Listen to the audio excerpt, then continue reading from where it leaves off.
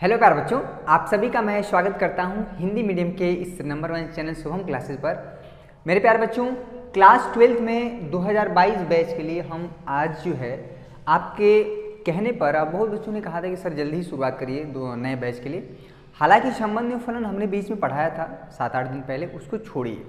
एकदम नए सिरे से हम पढ़ते हैं, एकदम शून्य से शिखर की तरफ चलेंगे, यही मेरा टारगेट होता है। मेरे प्यारे बच्चों, आपका क्लास 12th में जो पहला चैप्टर है संबंध फलन रिलेशन फंक्शन, इसमें हम डिस्कस करेंगे सबसे पहले चीज़ कि क्या पढ़ना है, कैसे पढ़ना है और उस चीज़ को समझने के लिए क्या हमें 11th का भी ज़रूरत पड़ेगा।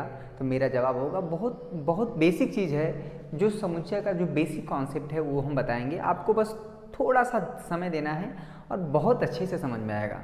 अगर आपने पूरा वीडियो देखा, ऐसा हो ही नहीं सकता कि आपको समझ में ना आए, बशर्ते आपको एक कलम, कॉपी और साथ में आधे घंटे समय देना है। ठीक है, मैथमेटिक्स सीखना है तो थोड़ा समय देना पड़ेगा, बहुत मज़ा आने वाला है।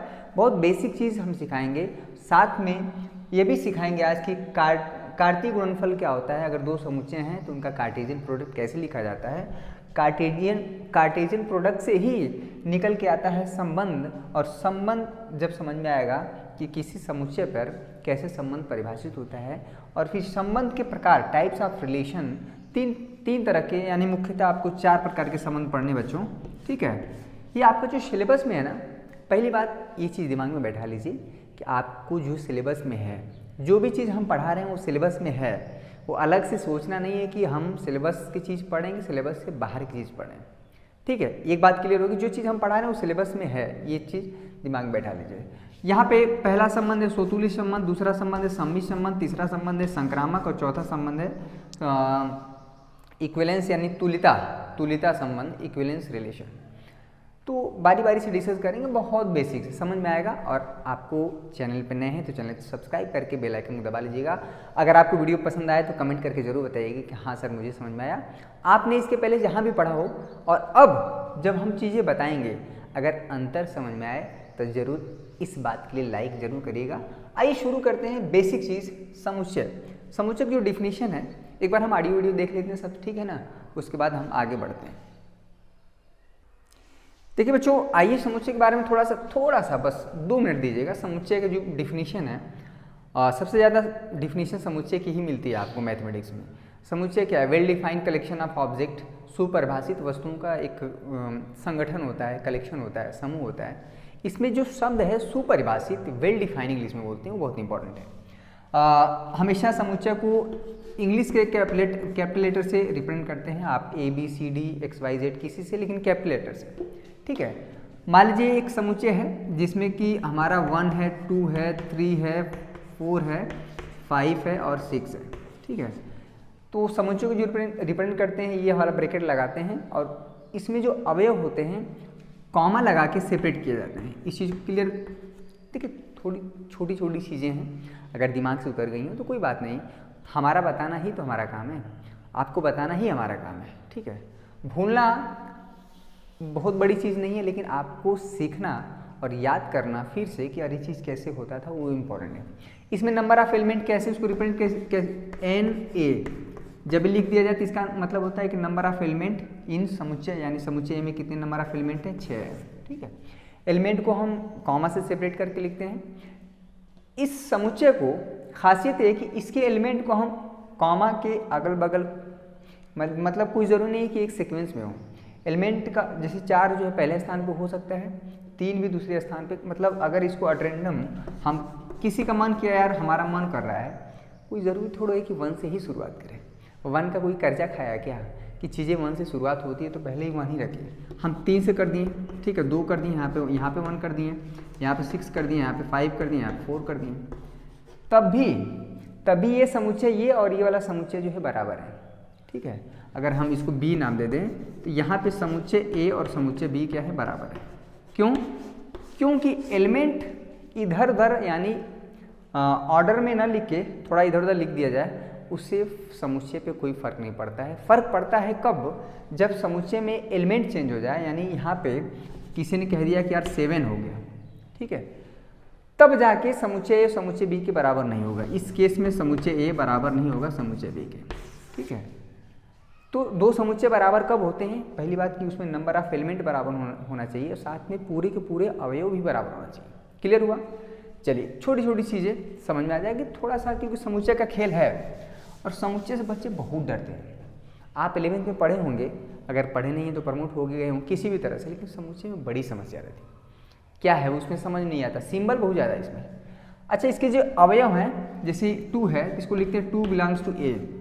ये जो सिंबल है ना, त्रिशूल जैसा दिख रहा है, त्रिशूल तो ऐसे रहता है, ऐसे है, ये बिलोंग्स टू इसको बोलते हैं, यानी संबंधित है। यानी 2 जो है अवयव है समुच्चय ए का एक अवयव है। ठीक है, 4 है, ए में है। किसी ने कहा यार 8 के बारे में बताइए, 8 है क्या समुच्चय ए में?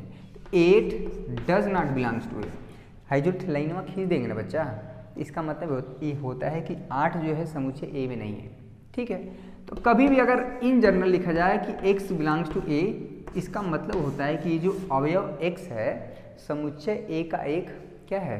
एलिमेंट है, एक अवयव है, यानी x जो है समुच्चय ए में है। अगर ऐसे लिख दें तो इसका मतलब समुच्चय जो एलिमेंट x है समुच्चय ए में नहीं है। समझ में आ गया? इसका इंग्लिश में बोलते हैं बिलोंग्स टू। ये जो ये सिंबल है बिलोंग्स टू मतलब ये, ठीक है, बिलोंग्स टू इसका मतलब होता है, हिंदी में बोलेंगे संबंधित है, बिलोंग्स टू। ठीक है, इसका भी काफ़ी रोल है। अभी ये देखिए, ये और ये दोनों में अंतर है। हर बार चीज़ें नहीं मिलती रहेंगी, आप हर दिन सीखेंगे, सीखने के पर्पज़ से आएंगे तो गणित सीखने में बड़ा मज़ा आएगा। ठीक है, रटने सिलेबस आपको ख़त्म हो जाएगा, सिलेबस का टेंशन नहीं लेना है, सिलेबस आपका जनवरी से ख़त्म हो जाएगा। आप देखे होंगे 2021 में जितने बच्चे थे पूछ लीजिए, साथ प्रीवियस 3 साल के पेपर, साथ में इंपॉर्टेंट क्वेश्चन, लॉन्ग क्वेश्चन, हर तरह की चीज़ें कराई जाती है। ठीक है, तो परेशान होना नहीं है। चैनल पे नए तो चैनल को सब्सक्राइब करके बेल आइकन दबा लीजिएगा। ठीक है, चलिए एक चीज़ समझ में आ गया। ये जो है उप समुच्चय की बात करते हैं। समुच्चय हो गया, ठीक है, बेसिक चीज़ें जो थी उसमें बता दिए। अब क्या करेंगे? उप समुच्चय। किसी ने कहा यार जो बी है एक हम समुच्चय बनाते हैं 2, 3 और 4। ठीक है, ये जो 2, 3, 4 एलिमेंट है, एक बार इसको नोट करिए।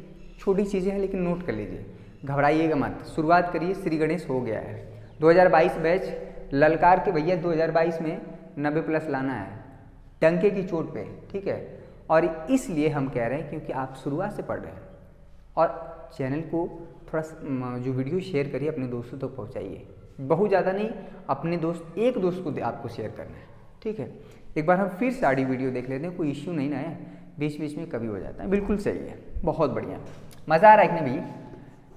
किसी ने कहा यार हम इसी में से कुछ अवयव को लेके, यानी 2 लिए, 3 लिए, 4 लिए, इसी में से कुछ अवयव को लेके एक नया समुच्चय बना लिए। ठीक है, उसका नाम दिए बी।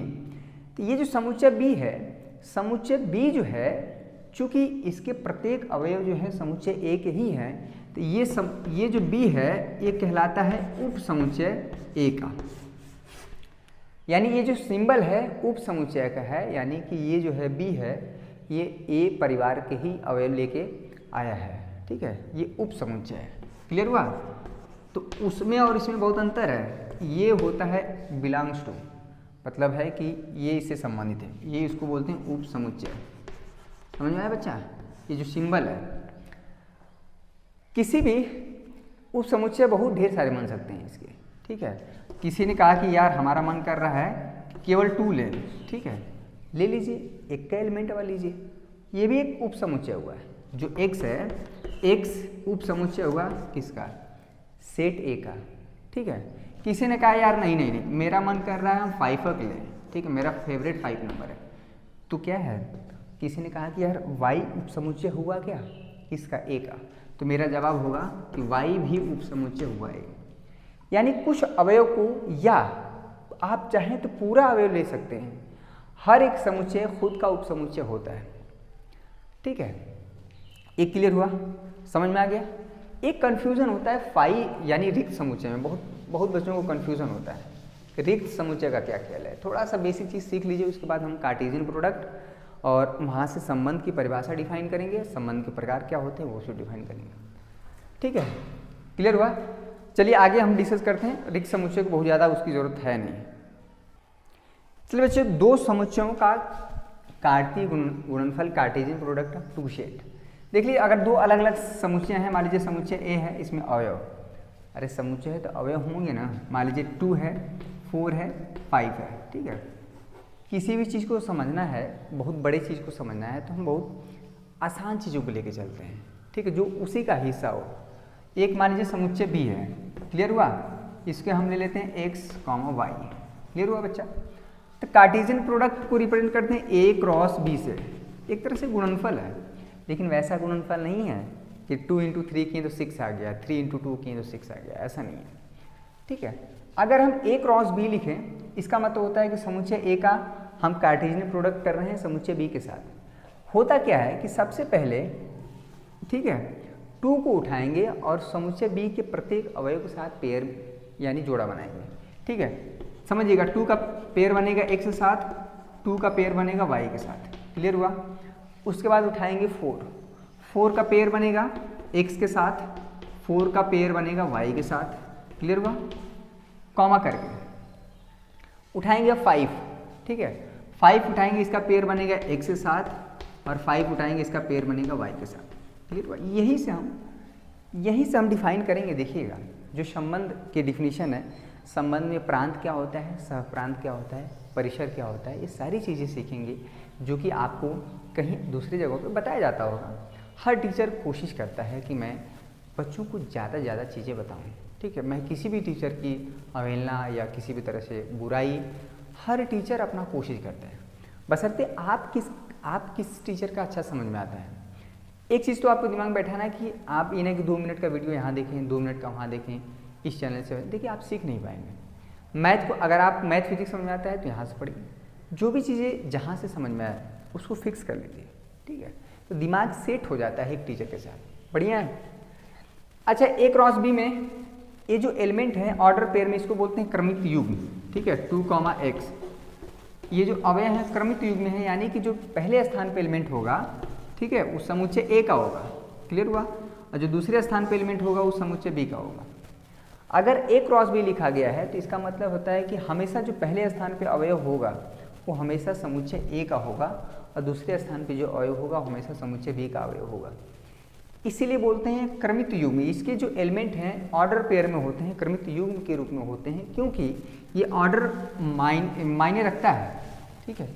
अगर यहीं पर अगर हम कह दें कि यार चलो a क्रॉस b तो बता दी, तो जरा b क्रॉस a बता दो, अब क्या होगा देखिएगा। सबसे पहले समुच्चय b का अवयव उठाएंगे x, और समुच्चय a के प्रत्येक अवयव के साथ पेयरिंग बनाएंगे। x को उठाएं 2 के साथ पेयर बनेगा, ठीक है, x को उठाएं 4 के साथ पेयर बनेगा, बनाते अपने कॉपी बनाइए, x उठाएं 5 के साथ, मज़ा आएगा भाई, बिल्कुल वैसा है ही नहीं कि नहीं समझ में। फिर y उठा लिए, y का पेयरिंग हुआ 2 के साथ, ठीक है, y का पेयरिंग हुआ किसके साथ, 4 के साथ, और y का पेयरिंग हो जाएगा 5 के साथ, ठीक है, ये चीज़ें।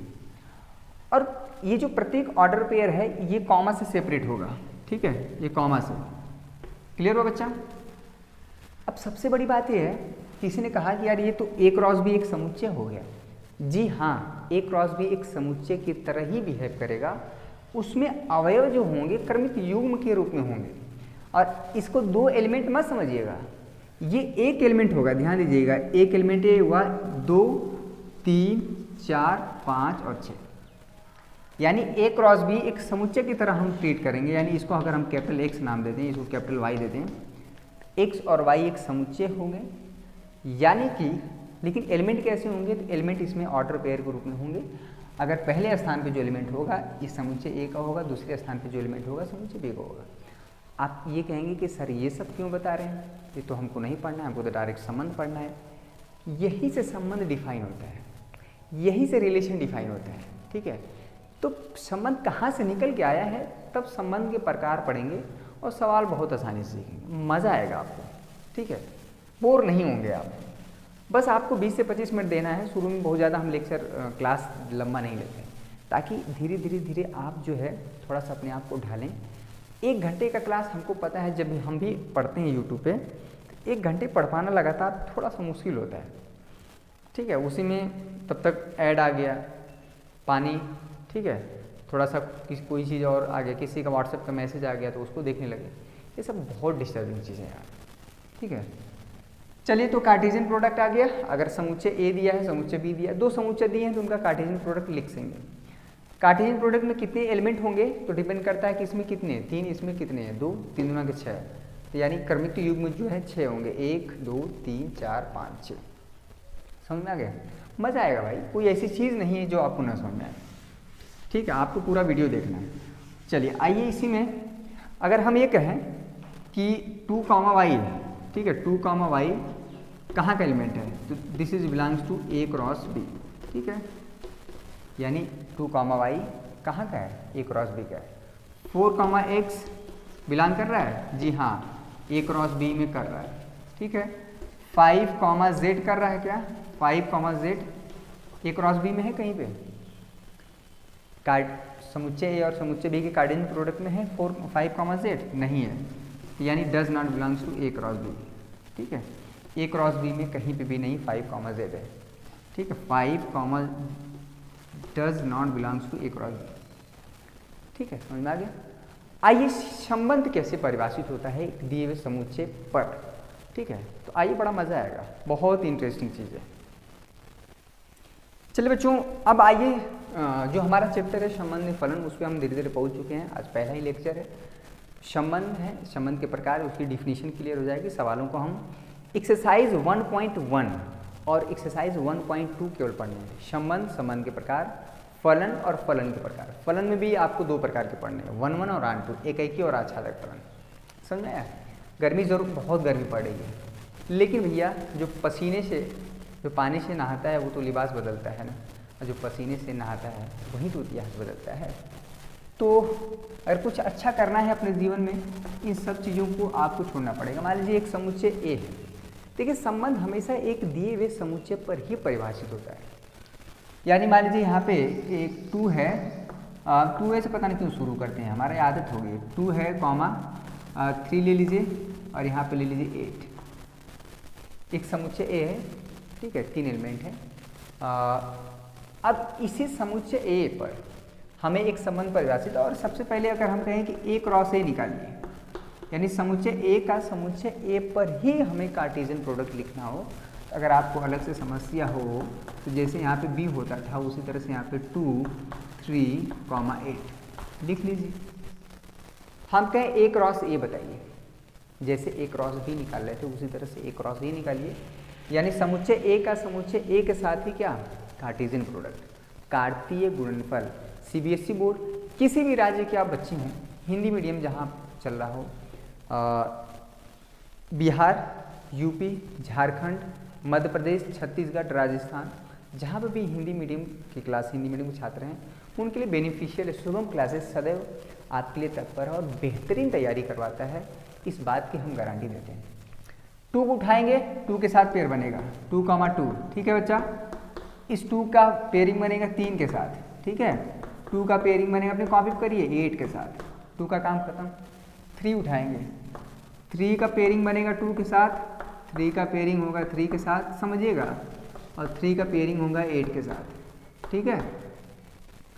8 उठाएंगे, 8 का पेयरिंग हो जाएगा बच्चा 2 के साथ, ठीक है। 8 का पेयरिंग हो जाएगा 3 के साथ और 8 का पेयरिंग होगा 8 के साथ, ठीक है। ये हुआ। इसमें कितने एलिमेंट है, 3, इसमें कितने एलिमेंट है, 3, 3, 3 के 9, यानी ए क्रॉस ए में कितने एलिमेंट आने चाहिए, 1 2 3 4 5 6 7 8 9 एलिमेंट हुए। यानी जैसे जो संबंध होता है एक हमेशा एक दिए हुए समुच्चय पर ही परिभाषित होता है, इस बात को बैठा लीजिए।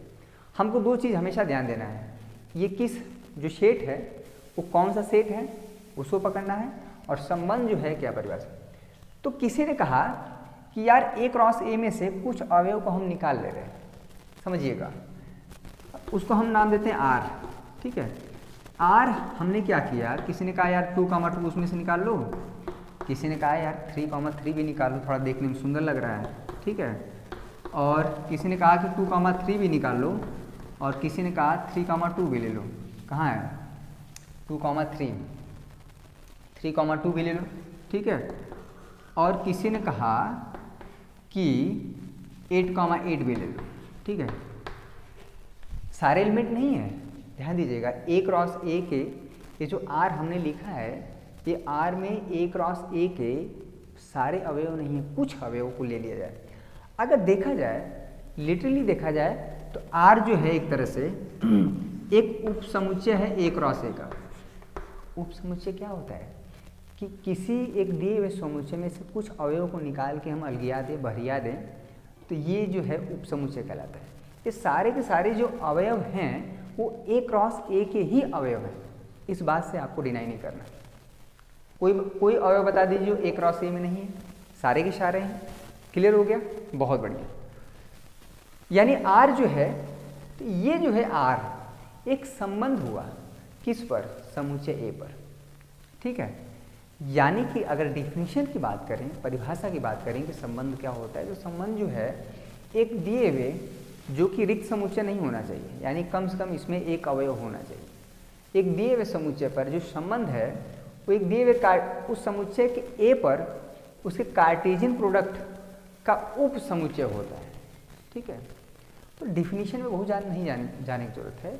यहाँ पे चीज़ें आपको समझ में आ गई हैं कि एक दिए हुआ समुच्चय होगा, उस समुच्चय में जितनी कार्टेशियन प्रोडक्ट होंगे उसको लिख लिया जाएगा, और उसमें से अगर कुछ एलिमेंट को निकाल लिया जाए और अलग से रख लें उसको, तो यही आर जो है एक संबंध हो गया किस पर? समुच्चय ए पर। तो समुच्चय ए पर परिभाषा आप बुक में देखेंगे तो समझ में आएगा। समझ में आ रहा है ना? कोई दिक्कत, परेशानी, हैरानी, दुख, तकलीफ होना चाहिए। हमको तो है, गर्मी लग रही है बहुत ज़्यादा, लेकिन हम पढ़ाएंगे और इसी जोश जुनून के साथ पढ़ाएंगे। ठीक है, अब समझ में आ गया संबंध क्या होता है। ये आर फॉर रैट नहीं बच्चा, चूहा वाला नहीं है, आर फॉर रिलेशन है। ठीक है, संबंध, यानी आर एक संबंध हुआ। अब देखिए संबंध समझ में आ गया, तो संबंध के प्रकार क्या होते हैं, कैसे पता करेंगे कि एक दिए हुए संबंध में किस प्रकार का संबंध है, स्वतुल्य है, सम्मित है, संक्रामक है। यहीं से सब क्लियर होगा। बेसिक चीज़ क्लियर हो जाए तो बाकी डिफिनीशन में हम तो जान झोंक देंगे। इस सवाल को और प्रैक्टिस करेंगे तो समझ में आएगा। ठीक है, तो परेशान बिल्कुल नहीं होना है। आइए देखते हैं संबंध के प्रकार, डिफिनीशन क्या है, और साथ में इस यहाँ पे कैसे हम पता करेंगे किस प्रकार का संबंध है। ठीक है, चलिए नोट करिए अपनी कॉपी में, हम पानी थोड़ा सा पी लेते हैं।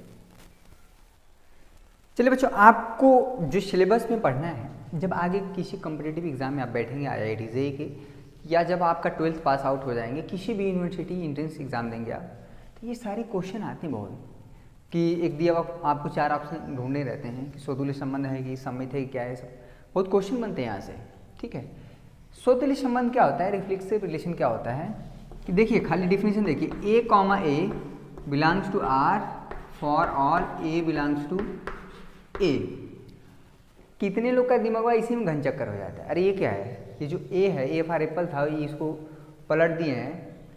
ठीक है, A फॉर एप्पल नहीं, इसका मतलब ये होता है फॉर ऑल, यानी प्रत्येक समुच्चय एक के प्रत्येक अवयव के लिए हर एक एलिमेंट का खुद के साथ पेयरिंग होना चाहिए R में। अब ये इतना से क्लियर नहीं होगा आपका, ये जो लिखा है ये मैथमेटिक्स की भाषा है, जो अब हम बताने जा रहे हैं एकदम ठेठ में सुना जानिए, सब एकदम ठेठ भाषा में हम बतावत हैं। ठीक है, अब ना समझ में तो कबो ना समझ में आई। देखा सब जानी, ध्यान से देखा कि समुच्चय ए में जितना अवयव आया, कितना बार 2, 3, 8, 3 अवयव हैं। ठीक है, इसमें 2 के साथ पेयरिंग होना चाहिए। ठीक है, यहाँ पे R में A क्रॉस A में नहीं देखना है, R में देखना है, तो है कि नहीं, 2 का 2 के साथ पेयरिंग है, 3 है, 3 का 3 के साथ है कि नहीं, यहाँ पे है, 8 है, 8 का 8 के साथ है कि नहीं है। इसमें यानी समुच्चय ए में जितने भी अवयव हैं प्रत्येक अवयव के लिए, यानी इसका मतलब होता है for all A belongs to capital A, यानी समुच्चय ए के प्रत्येक अवयव के लिए हर एक एलिमेंट का खुद के साथ पेयरिंग होना चाहिए। किसमें, जो R है हमारा। ठीक है, एक इसमें नहीं देखना है, इसमें देखना है R में। तो यहाँ पे अगर हम कह दें कि ये जो संबंध R है जो कि समुच्चय ए पर परिभाषित है, स्वतुल्य है कि नहीं, तो आप कहेंगे हाँ है। क्यों? क्योंकि यहाँ पे 2, 2 क्लियर हुआ बच्चा, R में है।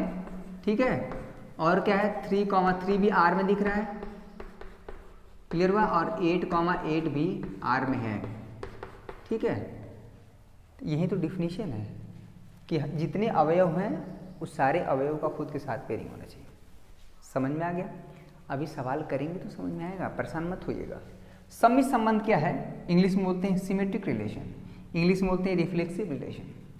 इसमें क्या होता है कि अगर ए कॉमा बी आर में है, बहुत आसान है, इसको बी कॉमा ए भी आर में होना चाहिए। दिस इम्प्लाइज दैट अगर ए कॉमा बी आर में, फॉर ये भी है, for all a comma b belongs to A, ठीक है, ये समस्या करता है। ये क्या है?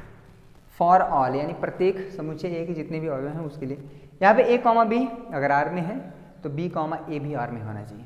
अब देखिए 2 कॉमा 2, इसको अगर हम पलटे 2 को पहले करें इसको बाद में, ये खुद होगा, यानी हर एक स्वतुल्य संबंध जो है हमारा क्या है, यहाँ पे 2 कॉमा 3 है तो 3 कॉमा 2 इसमें होना चाहिए, है कि नहीं। 8 कॉमा 8 है तो इसको पलटेंगे तो यानी 8 कॉमा 8 जो है खुद का ये जो है, इस तरह से जो संबंध आर है वो क्या है? सम्मित है। क्यों? क्योंकि इसमें हम देख रहे हैं कि ए कॉमा बी आर में है तो बी कॉमा ए भी आर में है। कोई है ऐसा? अगर मान लीजिए इसी में देखिएगा, समझिएगा, कोई भी एक अवयव ऐसा मिल जाए, किसी ने कहा यार मज़ा नहीं आ रहा है ये, इसमें 3 कॉमा 8 रख लीजिए, ठीक है। अब आपका सवाल होगा कि क्या ये जो आर है सम्मित संबंध है आर? तो मेरा जवाब होगा जी नहीं। कोई भी एक अवयव ऐसा मिल गया कि ए कॉमा बी आर में हो लेकिन बी कॉमा ए आर में नहीं हो तो वो संबंध सम्मित नहीं होगा। यहाँ पे हम देख रहे हैं कि 2 कॉमा 3 है, 3 कॉमा 2 है, पलट दिए, यानी ए कॉमा बी आर में है तो बी कॉमा ए भी है, लेकिन यहाँ पे 3 कॉमा 8 आर में है। ये संबंध जो है सम्मित नहीं है। क्यों? चूँकि 3 कॉमा 8 आर में है ये है, बट किंतु 8 कॉमा 3 आर में नहीं है। 3 कॉमा 8 है, 8 कॉमा 3 यही इसी में खोजना है आर में, ना कि यहाँ पहुँच जाए क्रॉस ए में, इसी में ढूंढना है। 3 कॉमा 8 आर में है, 8 कॉमा 3 नहीं है, इसलिए यह संबंध जो है सम्मित नहीं है। तो at least you have to find at least one element which can't satisfy the definition of symmetric relation, then this relation will not be symmetric relation, ठीक है। संक्रामक संबंध क्या होता है समझिएगा, डिफिनीशन एक बार समझिए कि a कॉमा बी आर में हो, ठीक है, b कॉमा सी आर में हो, ठीक है। दिस इंप्लाइज दैट अगर a कॉमा बी आर में हो यानी a संबंधित है b से, बी संबंधित है सी से, तो यहाँ पर उसी में ए कॉमा सी भी मिलना चाहिए आर में। ये for all a b c belongs to A. एक बार हम देख लेते हैं, नीचे तक दिख रहा है ना। आप देखिए आपके जो डिफिनीशन है बुक में भी लिखा गया है, कोई अलग से आपको बताने की आवश्यकता नहीं है। जितना बार आप देखेंगे हर बार आपको नए तरीके से पढ़ाएंगे। वीडियो पसंद आ रहा है ना, वीडियो को लाइक करिएगा, लाइक करेंगे तभी मज़ा आएगा। अगर वीडियो पसंद आया हो तो आप कमेंट करके मेरा हौसला बढ़ाएंगे, और कोई चीज़ें अगर थोड़ी सी ऊंच नीच हुई हो, अगर लग रहा है कि हम फास्ट पढ़ा रहे हैं या किसी प्रकार की त्रुटि हो, कमी हो, कमियां हो ही सकती हैं, हर चीज़ मैं 100% नहीं कर सकता हूँ, लेकिन कमी हो तो उसको आप अपने शब्दों के माध्यम से हमें बताइएगा, मैं आपका कमेंट देखूँगा। तुल्यता संबंध क्या होता है अभी हम डिस्कस करेंगे। तो तुल्यता संबंध कोई इसकी डिफिनीशन नहीं है, वो हर एक संबंध जो कि स्वतुल्य भी हो, सम्मित भी हो और संक्रामक हो, जो संबंध तीनों संबंध को परिभाषित करेगा वही संबंध हमारा हो क्या होगा, तुल्यता होगा। यानी कोई संबंध R1 भी हो, ठीक है, दूसरा टाइप वाला भी हो और तीसरा, अगर ये तीनों संबंध हो तो वह संबंध को हम बोलेंगे इक्विवेलेंस रिलेशन, इंग्लिश में बोलते हैं, इंग्लिश में इक्विवेलेंस रिलेशन, हिंदी में बोलते हैं तुल्यता संबंध। तो कभी भी तुल्यता संबंध को देखना है तो इसकी कोई डिफिनीशन नहीं है, वो हम देखेंगे स्वतुल्य है कि नहीं। अगर मान लीजिए स्वतुल्य है, सम्मित है, संक्रामक नहीं है, तो वह संबंध तुल्यता नहीं होगा। एक चीज़ और दिमाग में बैठाना है कि आपको कभी भी नहीं करना है कि अगर वो स्वतुल्य संबंध है तो कोई ज़रूरी नहीं कि सम्मित होगा, सम्मित है तो कोई जरूरी नहीं कि स्वतुल्य होगा। तीनों इंडिपेंडेंट हैं, इसलिए हमको तीनों बारी बारी से चेक करना है। नहीं होता है कि कुछ ऐसा चीज़ होता है कि जिसको अगर ये ना करके कोई इकट्ठा, हम जैसे मान लीजिए किसी ने कहा कि 6 बार में आपको 6 रन बनाना है, समझिएगा, क्रिकेट के बहुत बड़े फैन हैं, तो अब धोनी खेल रहे हैं। अब धोनी का जो स्टाइल था कि अरे यार कौन जाए मारे, रोज़ 1-1 रन मार के दौड़े, हम कह रहे हैं आखिरी बार में छक्का मार दें, काम खत्म करते हैं। तो किसी ने कहा कि हमको संक्रामक संबंध चेक करना है, तो किसी ने कहा कि यार सोतुल्य संबंध और सम्मित होगा तो वह पक्का संक्रामक होगा। ऐसा नहीं है, आपको तीनों बारी बारी से चेक करना पड़ेगा, ठीक है। कभी कभी क्या होता है कि अगर सोतुल्य है, सम्मित है, तो पता चला कि वो संक्रामक होगा ही होगा। तो कभी आपको संक्रामक चेक करना हो तो आपको ये चेक करना है, ये चेक करना है, वो संक्रामक हो जाएगा। तो ये चीज़ें दिमाग में बैठा लाएंगे कि तीनों को हमको बारी बारी चेक करना पड़ेगा। थोड़ा सा आप नेचुरल वातावरण में आपको वीडियो शूट किया जा रहा है, इसका आनंद उठाइए। आप प्रकृति से जुड़िए, प्रकृति यही बार बार कह रही है। आप देखे होंगे किस प्रकार की समस्याएं आई हैं पूरे विश्व में, प्रकृति ने किस तरह से लोगों पे कहर बरसाया है। प्रकृति के साथ खिलवाड़ नहीं करना है, हमें पर्यावरण से जुड़ के रहना है। कभी भी अपने आप को बहुत ज़मीन से जोड़ के रखना चाहिए। इंसान कितना भी बड़ा हो जाए, लेकिन एक छोटा सा वायरस के सामने आप देखे हैं कि कितने लोग घुटने टेक दिए, ठीक है। तो किस चीज़ की कीमत है? आपकी इंसानियत की कीमत है। आप क्या हैं वो इम्पॉर्टेंट है, आप क्या कर रहे हैं वो इम्पॉर्टेंट है, आप क्या करके गए हैं वो इम्पॉर्टेंट है। इम्पॉर्टेंट ये नहीं है कि आप किस तरह से जो है चीज़ों को पैसा कितना कमा लिए, आपने क्या किया, ये मायने करता है। लेकिन आप जो है जिस काम के लिए, अगर आप यहाँ पे पढ़ने आए हैं तो पढ़ाई करिए। जिस काम के लिए आप बने, अगर वो काम बेहतरीन तरह से करते हैं तो वही आपकी सबसे बड़ी जीत होती है, ठीक है। अगर हमारा काम है पढ़ाने का, हमें पसीना आ रहा है तो मैं पढ़ाऊँगा, ये क्योंकि मेरा काम है और मुझसे बच्चे उम्मीद करते हैं, तो मैं उम्मीद को कभी तोड़ने नहीं दूंगा। ये मेरा पैशन है, मेरा शौक़ है, और कभी भी पैसे के लिए हम पढ़ाते नहीं हैं, ठीक है। पैसा भले मिलता हो पढ़ाने के बाद, लेकिन कभी पैसे के लिए नहीं। जब हम पढ़ाना शुरू किए तब हमें पैसा मिलना शुरू हुआ। तो इस चीज़ को नहीं सोचना, आपको भी अच्छे से पढ़ना है। कोई समस्या अगर आपके पास बुक नहीं है तो बुक का अरेंजमेंट करिए अपने दोस्तों से, रिश्तेदारी से, कहीं से भी लीजिए। 2021 के बच्चे प्रमोट ऑलरेडी हो चुके हैं, तो किताब अब दे देंगे वो लोग, ठीक है। अगल बगल से अरेंज करिए। तो आज के सेशन कैसा लगा बच्चों? कल हम एक्सरसाइज 1.1 के सवालों को हल करेंगे। पूरा एक्सरसाइज कल सॉल्व होगा, परेशान होने की जरूरत नहीं है। आपको वीडियो पसंद आए वीडियो को लाइक करिएगा, चैनल पे नए हैं चैनल को सब्सक्राइब करके बेल आइकन को दबा लीजिएगा। कल मिलते हैं इसी जोश जुनून के साथ, तब तक के लिए आप सभी का बहुत बहुत शुक्रिया। जय हिंद।